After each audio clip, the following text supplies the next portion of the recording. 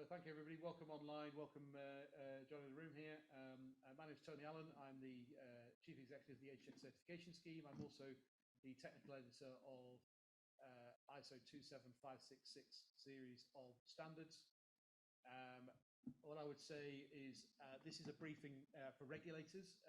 The idea, obviously we're doing lots of briefings on this through the week, but the idea is about understanding what the potential role of the age assurance standards is for the purpose of regulators. I use this as an example, really, that regulation and standards are symbiotic.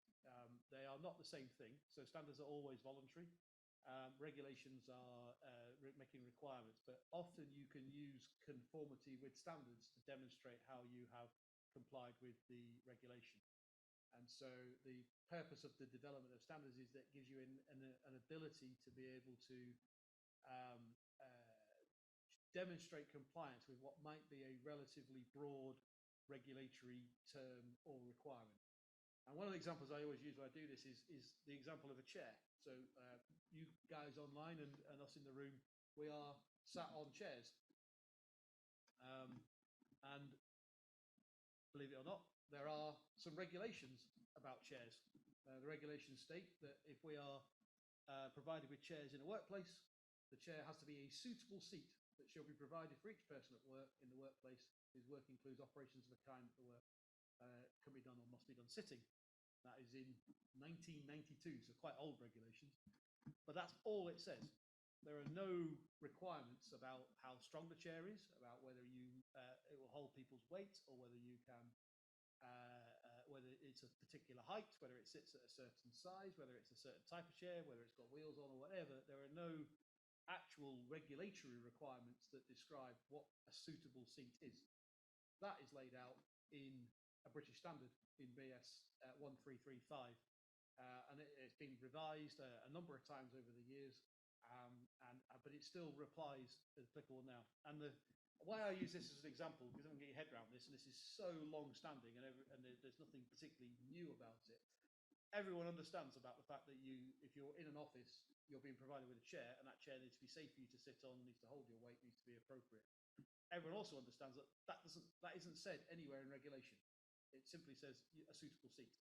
And so having a suitable seat that's built in accordance with British or international standards, as 1335 is a method of demonstrating that you are compliant with that requirement in regulation. And so that's really what we're about in age assurance standards. At the moment, you come in and you sit down and you sit on your chair and you really don't give it a second thought. It's just there, it works, it's a chair. You might give it a quick look up and down, but you don't try to analyze it or look at it in too much detail. You rely on the fact that the people who provide chairs make them to the appropriate standards, and that you can have confidence in those standards and the ecosystem that sits around it.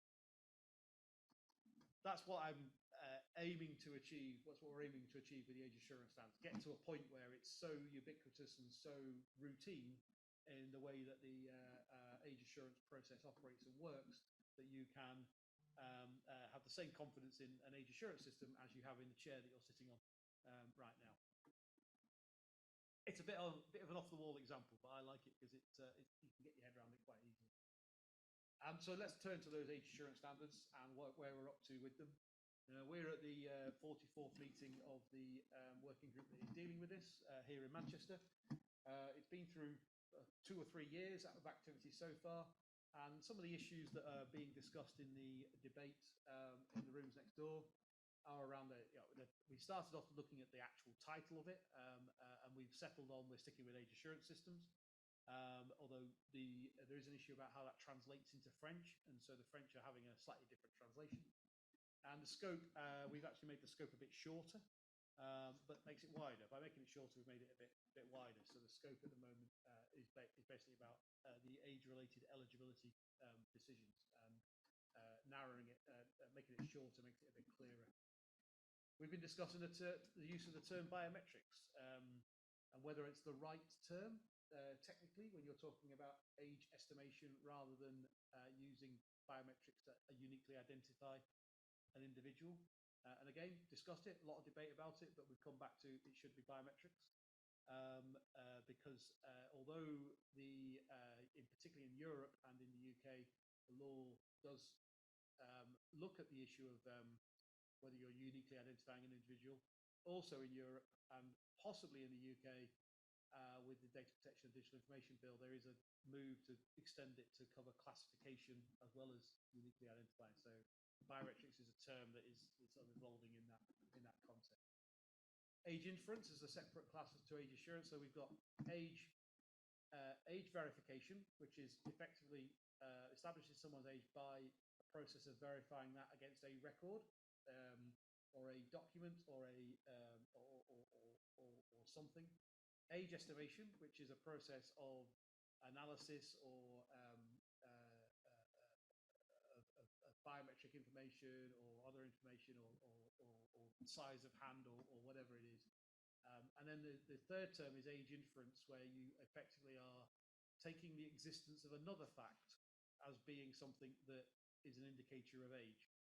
So the example I used in the meeting earlier on is that of an airline pilot, a commercial airline pilot. If you are a commercial airline pilot and you have a pilot's license, you are required by civil aviation rules to be over 21. So you can use the fact that that person is a commercial airline pilot as an inference that they are in fact over 21. And that's the examples there. There are loads of examples of that. And again, there was a debate about whether we should include that, and the decision just made is that we should be including that. Debate about descriptions of credentials. So we've got primary credentials, effectively passport, driving license, etc. Secondary credentials, which are things that are really derived from those primary credentials, such as your record of a bank account. So if you use your passport when you do digital onboarding with a bank account, that creates a secondary credential held by your bank. And then there was debate about whether we should use auxiliary credentials or secondary confirming credentials and various other things. Again, lots of debate about that, but the decision of the committee is to stick with primary and secondary credentials. The other things are matters for identity management rather than for this. Issues about the definition of binding. So that is, I'm over 18 and I am Tony. How do you put the two together and bind them? That it is Tony that is over 18. And there's the terms and definitions around that. And again, we've agreed this morning that we're going to have a fairly simple definition of the attribute, the age attribute to individual binding there. Discussions about the definition of age assurance. This is actually the session that's later on this afternoon, so we'll get to that then. But I think we're fairly settled now around what the definitions are there. It's started to get a consensus view on that. Then we're going to go into these issues of unlinkability, untraceability, and untrackability. This is for this debate this afternoon in the session. It's looking more queries around that because there's a balance to be struck between the completely blind or double blind or totally untracked, untraced establishment of an age eligibility decision with the commercial reality, which is that if you can't track the use of an age attribute, then the age assurance industry has got no way of pricing or charging for its services. With also the fact that the evidence and audit trail that's needed, and in some, particularly the US, in some states you have this. They literally require you to keep information, and in other states they require you not to keep information. So there's an inconsistency in how you do that tracking there. Obviously, the privacy objective for that is to try to avoid the situation where the fact that you have sought your age attribute for one thing isn't linked to something else you might want to do. And where that has come up has been, if you use your bank account through Open Banking Connect as your age proof of age, if you're doing your proof of age because you do gambling, the fact that you are involved in gambling shouldn't be forming part of your record in your banking transactions, at least for that specific thing, because in the future, if you want to apply for a mortgage and then they start to take into account the fact that you had your age verified for gambling, that could affect the ability to get mortgages. So it's about the creation of that digital footprint of behavior. That's one example. Another issue is in relation to in certain parts of the world, if you are in certain parts of the world, it remains illegal to be homosexual. So if you are accessing gay pornography or lesbian pornography and you're using your proof of age through that, if that is something which is trackable and traceable, then states parties in those countries could use that as a means of finding out whether or not you are homosexual, and so therefore and taking potentially law enforcement action against you.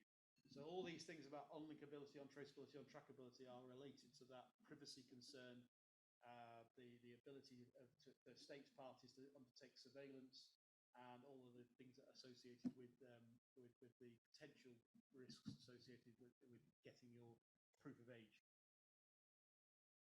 We then have this issue about progressive and cumulative, let's just say progressive or cumulative assurance. That's a typo on there.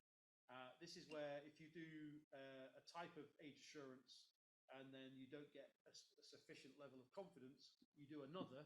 Do you add those two together to come up with a higher level of confidence, or are they progressive, i.e. they stand in their own right in terms of where they are? So there's a bit of statistical theory on that one. We then got these indicators of confidence. There is a strong view that the UK is putting forward that the indicators of confidence should be in the framework. We have diverging views on whether they should be in the framework or not. I think the document is strengthened by the fact it has got those indicators of confidence in. These are the, I'm going to come on to describe those in a moment, but there is a debate about that. We've been discussing benchmarking, which is about how you measure this sort of stuff, and we've been discussing the measurement and testing of these things as well, and document authenticity. The document authenticity one, we've decided shouldn't form part of this standard. That's for another standard elsewhere. Just pause there and see if I've got any comments.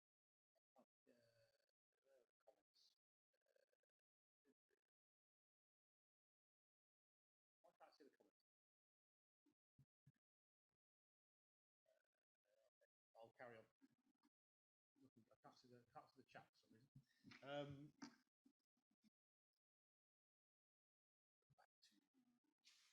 Here. So talking about these indicators of confidence, we have put forward these 5, and they are 0, basic, standard, enhanced, and strict. The idea being that the standard is completely agnostic about why you're asking the age. It's completely agnostic about how you're asking for it, about the technology involved. It's agnostic about the technical architecture. It's agnostic about the whether you're doing estimation or verification or whatever. But the outputs, the performance measurement, is to be able to say that whatever you do reaches a certain level of classification accuracy. It's then for regulators or policymakers or company decisions. Hello. Sorry. Hello. Someone shouted hello at me then. Hello. Hello.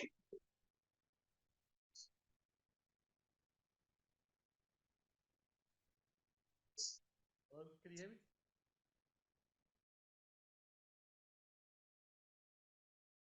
I might be talking to myself here, John. I don't know. Me and you could do a one-to-one briefing down the pub if that makes sense. Now, we can hear you, Tony, but your volume is actually quite low. Is it better if I do that? Ever so slightly. Much, thank you. Let me try that. Hello, is that better if I do that? Yes. Okay, I'll try it with this. The microphone sat here on the table, but it was a little bit away from my mouth, so I'll move it closer to me. Okay, thank you, Tony. I'm glad that I'm speaking to people because there's me and John in the room here, and we were just debating whether we should just do this down the pub, which will. But it's glad that people listening a bit. So we have these 5, and then the classification accuracy that is currently proposed within them is this sort of 99%, 99.9%, 99.99%. And I think that those levels are a bit that are up for debate and discussion this week. With the secondary metrics, we have the other things. So we're looking at other things that you might want to measure, but we're focused on, because these are other things that are almost important behind the scenes. But the aim is to look most specifically at the classification accuracy. And I think what we're looking at is potentially making these a little bit lower. And that's not because we're trying to denigrate stuff, but actually when you look at around the world, the way in which regulators are assessing these, and actually in some regulations in Utah, for instance, they've determined that it's 95% that they want to see. These are more aligned with what's going on than the ones that are a bit higher. So, but this is very much open for debate. And so whether we set at 80, 95, 99, 99%, there's, to a degree, it almost doesn't really matter where you set it at. It matters more that there is a set and that people are familiar and understand what it is than what the actual level is set at. And you could also, the standard doesn't prescribe that you can't have ones in between these as well. So you could add, a standard plus or a something else in between if there was a particular use case for that. But almost this is like your line in the sand and putting something down, and that will enable then comparability across different age assurance techniques and modalities. So you'll be able to take an age verification process and an age estimation process and assess the classification accuracy of each and compare the two with each other through a process of the benchmarking process. So that's there's a lot of debate around that. I'm very welcome to hear views on that. We then have the issue of the diagrams. Diagrams are, I'm going to put this all up rather than, diagrams are a really helpful part in any international standard to help people understand things. This is one of the ones that's being proposed to put in. And I think what we're looking for is comments and feedback on diagrams and trying to get them right. It can be difficult to convey the way that standards are, the wording of the standards in a simple diagram. No problem. Then we've got the subdivision. So we've been working on breaking it down into 3 parts. This is still in flux. I think we've got the part 1 framework, part 2, part 3. I think we're potentially going to look at the descriptions of those and the wording of those a bit later today as well. And then I've got the, I won't go through this, sorry, I've been through this already. I'll skip through to the timetable. So on the timetable, here we are in Manchester for the 44th meeting. Not of this particular standard, I hasten to add. This is the 44th meeting of all the standards to do with identity and privacy. This is about the 4th meeting of this one. We are aiming at the end of this meeting to have a committee draft. This is the formal point where the ISO experts in the group say that they have reached consensus on the draft, and it then goes out to the national bodies to examine in each member state of the International Standards Organization. That will go to a ballot in the summer. That should lead to a draft international standard being available in October. It then goes through a period of translation and pre-publication checks, and you then end up with a final draft standard. And the aim still is that we will go for publication in April 2025. So that's quite a challenging timetable to hit that, but it's definitely something that is worthwhile doing and trying to get that. And that will align with actually quite a lot of pieces of legislation coming into force around next summer in age assurance and online access to things here in the UK, in Europe, in US, and in Australia. Lots of things happening coming into force around about the spring and summer of next year. That's my overall briefing. I'm happy to take any questions online. I need to find the chat here, which is not showing on my screen. But other than that, there is chat. There is chat. I found it. And there's nothing in it. So other than that, I wish you all a great rest of the day. Hopefully you'll join us for some more sessions later on this afternoon. Thank you very much.